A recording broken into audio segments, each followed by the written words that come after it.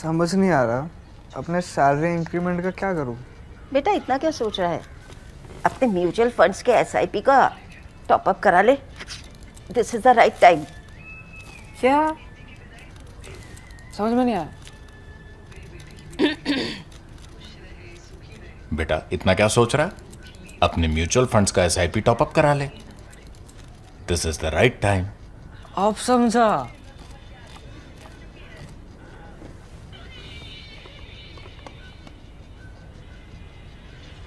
Mutual fund investments are subject to market risks. Read all scheme-related documents carefully.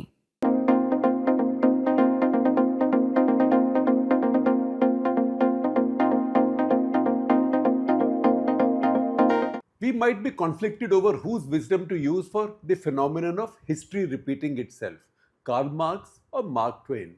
Marx said history repeats itself first as tragedy, second as farce.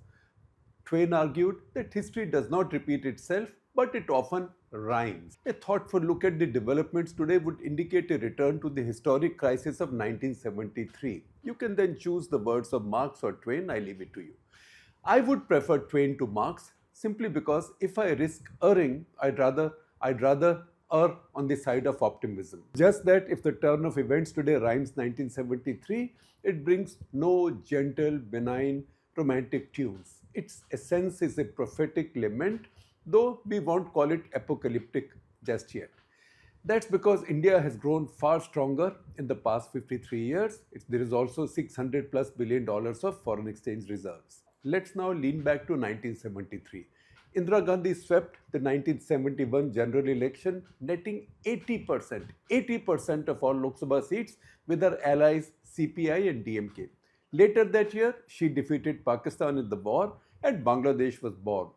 Months later, she swept even more decisively elections in 15 of the 19 states and union territories that went to the polls. The four where she missed out, Manipur, Meghalaya, Mizoram, and Goa, were tiny. The last two were, in fact, mere union territories yet. She was at the peak of her power and glory. She owned her party, cabinet, and parliament. No Indian leader has enjoyed that kind of unchallenged sway. Narendra Modi is now close, and that's another parallel with 1973. He also just swept a couple of very important state elections. Things changed dramatically for Mrs. Gandhi. First, India ran into consecutive monsoon failures in 1972 and 73. Consecutive monsoon failures are rare, and India had already endured one such epoch in 1965 and 1966.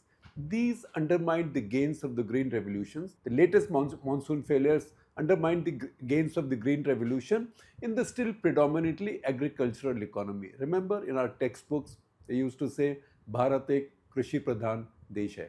India is an agrarian country. Then in 1973 came the oil shock with the Yom Kippur Arab-Israeli war and the weaponization of oil by the Islamic West Asian powers for the first time. Oil shortages and climbing prices compounded the distress of drought, and the young people got angry. First in Gujarat, their Navnirman Andolan or rejuvenation movement wasn't politically led initially. The economic distress affected everybody: unemployment, rent, and rising prices. In this case, the spark came from the rise in mess fees in college hostels. That morphed into an anti-corruption protest against Chief Minister Chiman Bhai Patel, who was called Chimanchor. Soon, student activists in Bihar, notably Lalu Prasad Yadav and Nitish Kumar, formed their own Bihar Chhatra Sangharsh Samiti and built an almighty protest, mostly against price rise and corruption. They invited Jayaprakash Narayan to lead them, who wanted the assembly dissolved and elections held. Mrs. Gandhi pushed back. She stayed firm for some time. But she was alarmed and she responded in multiple ways. First, Chiman Bhai Patel was removed in Gujarat. Abdul Ghaffur in Bihar hung on through 1974 but had to go in April 1975. In the summer of 1974, Mrs. Gandhi also carried out the Pokhran 1 nuclear tests. She talked of dark conspiracy theories of foreign powers destabilizing our government, the CIA in particular. Nothing changed the mood, nothing changed the popular mood, nothing would when unemployment had peaked and inflation touched 29%, precisely 28.6% in 1974. In September of that year, it was 34.68%. 34.68%. And whoever turned back a tsunami. The weapon of mass destruction she used was on her own people. The emergency remains a permanent blot on our democracy, and it did not save her either. It was only a fair election and humiliating defeat that became her Ganga Snan in 1977. Now, check out the events over the past 18 months and look ahead. A new oil shock is upon us. With the war in West Asia, the industrial scale pullout of foreign portfolio investors, FPIs, has resulted in a 20 billion outflow in a year, net outflow. The FDI data is more or less in net zero as many Indian companies are investing overseas. These put the rupee under pressure, ironically, against a weakening dollar. The BJP erred grievously in the last UPA years by making the rupee's strength a political issue. It now has the reverse of the cricket batter's nervous 90s. It's afraid of the rupee reaching 100 to the dollar, just as the batters are scared of missing out on a century by a run or two. Can you imagine a batter at 96, how nervous the batter is? That's where the BJP is again in a reverse way. The batter wants to get to 100, the BJP doesn't want the rupee to get there. The hard fact is your currency will follow the logic of global markets and your economy's health and your competitiveness. Currency nationalism is and was always illogical. At least this we should have learned from the Chinese, who figured early enough that they benefited from keeping their currency weak.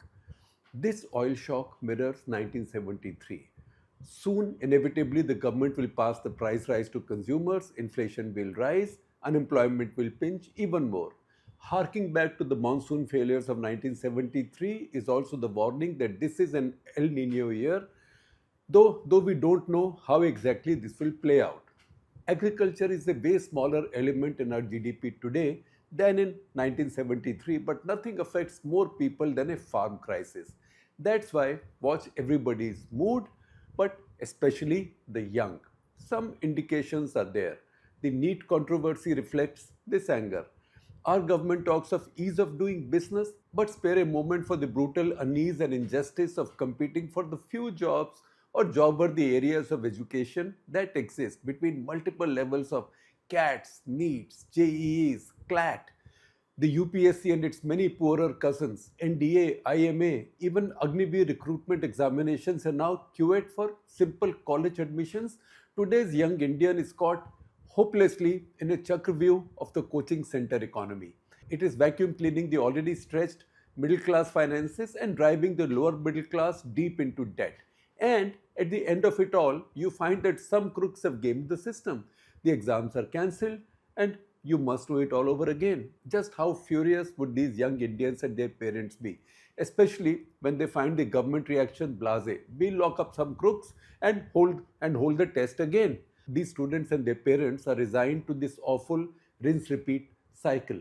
Whether this angle is close to the fury over mess charges in Gujarat colleges or price rise in Bihar in 1973-74 is difficult to say. But just the scale of the absurds for what started out as a lark in reaction to an unguarded remark by the Chief Justice of India, the cockroach Jantar Party is telling us something. Within a week, millions of young Indians have flocked to its social media handles. At this point, in fact, tens of millions, at least 2 tens of millions, spooking the government into getting its X or Twitter handle blocked.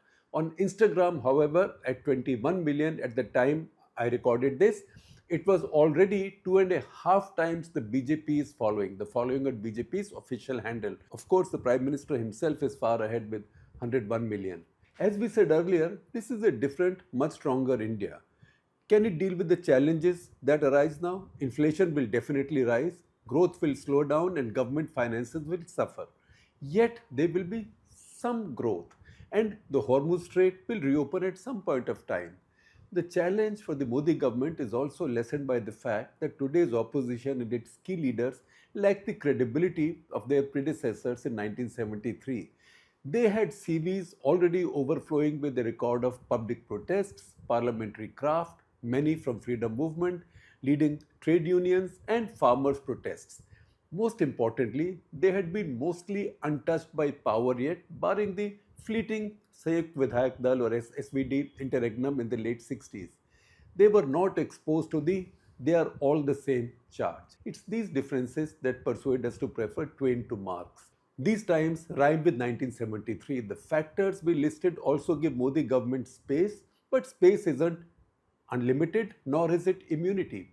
If it doesn't use the space wisely, comes clean and carries out real reform, including in our higher education, this space will vaporize. That I too am a cockroach impulse isn't merely a canary in the coal mine. Instead, to confine our choice only to Indian birds, it's like the honk of a peacock in anger.